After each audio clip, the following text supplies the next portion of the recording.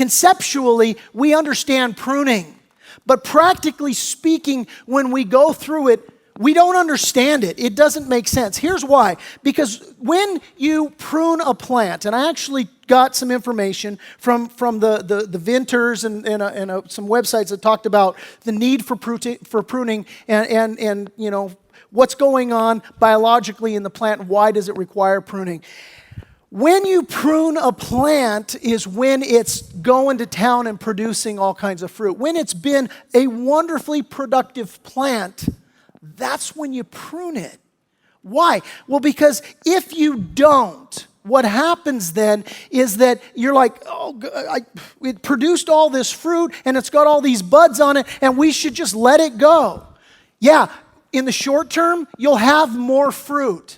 But because you have more fruit, it requires more nutrients and more energy, and everything goes into ripening more fruit on this one section of plant. And so what happens then is the fruit takes longer to mature, and because it takes longer to mature, there's an acid-base balance in it, and it makes the season extend that. It doesn't mature as quickly, takes longer to mature for the more fruit, takes valuable energy from the vine. And so by the time that the fruit is ripened, it will either A, not fully ripen because there's just too much fruit, or it will ripen, but it took so long to ripen that the acid-base balance is messed up, and it's now worthless to be used for wine or for jellies or whatever it was that you were going to use it for.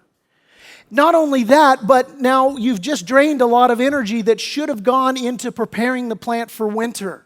And now because the season was extended and you had to wait longer for the fruit to develop, now that plant is placed in a position where it doesn't have the energy and the resources to be prepared for the hardship coming in winter.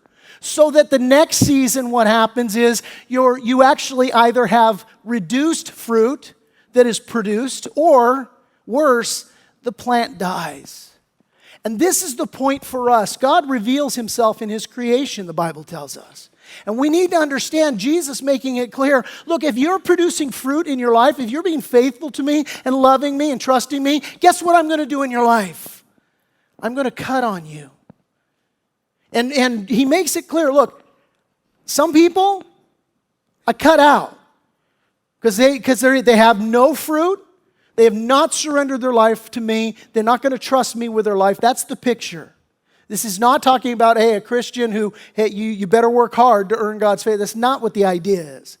The idea is abide in the Lord, let him do the cutting work in your life, and if you have no interest in that, and if you have no fruit in your life at all, then God's going to, someday you're going to face judgment. You didn't surrender to me. You didn't trust me. And he will cut you off. But listen, don't mistake that when God is cutting on you. Because listen, we got two options. We've got to understand pruning from two perspectives. Either God cuts us off, or he cuts us to be more fruitful.